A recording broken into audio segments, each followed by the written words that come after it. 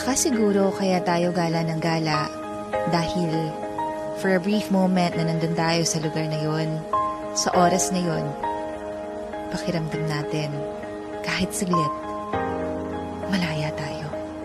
Huwag muna tayong umuwi.